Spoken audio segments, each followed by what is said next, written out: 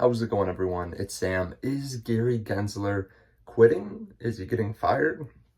We have to talk about that, along with some news on the Bitcoin ETFs. Wall Street Journal just said that they were inadequate the other day.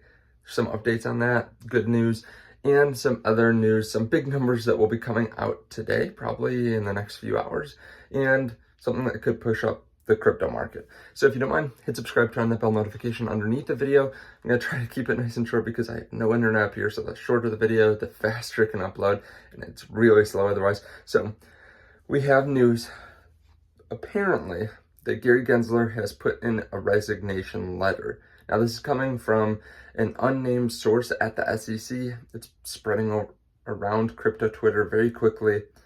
I don't know if this is legitimate. No one really does at this point, but we have seen Gary Gensler really crack down on crypto, and now there's starting to be a little bit of backlash, right? Everyone loves that at first because it strengthens the dollar in their minds, or it shows how strong the US is to fight these companies that have been losing people money.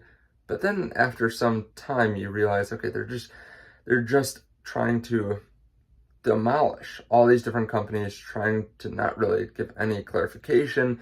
There are other countries that are adopting crypto and this great new innovation and fostering it and putting a lot of money in the ecosystem, and now we're losing to those countries, right? So they're not really fostering any kind of innovation here, and now there's been some backlash against Gary Gensler. There have been some people realizing, oh, I can get some brownie points from my voters or from new voters for going after Gary Gensler, and now there's this movement to try to fire Gary Gensler. So it could be correct, right? That, I think, could push up the market if it's really true, at least from people that are retail investors getting excited about it. I don't think any institutional investors are going to start buying it just because Gary Gensler quits, right? There has to be some clarification from that next SEC chairman, and we still need more.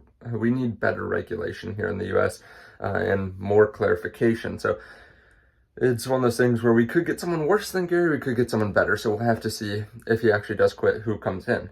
Now, next piece of news, Wall Street Journal said that the Bitcoin spot ETF filings were inadequate. They didn't have enough information. And basically, they just wanted to know who these different ETFs would be working with. And Fidelity, ARK Invest, all they did was make it a little amendment 2 days ago, little amendment saying we're working with Coinbase.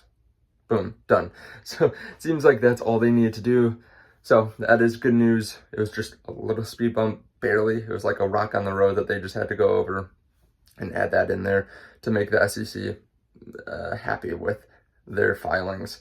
Now, we have some news of universal basic income coming to England.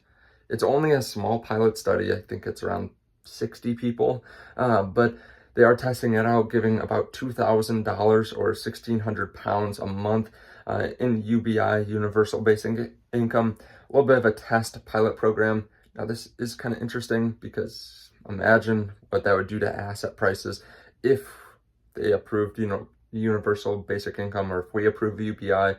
How much would that push up everything? Because there's so much more money being printed. Just know that there's always going to be more money being printed. They're never going to stop. They can't stop. It's a hamster wheel. They've got it going too fast. If they try to stop, they're going to hurt themselves.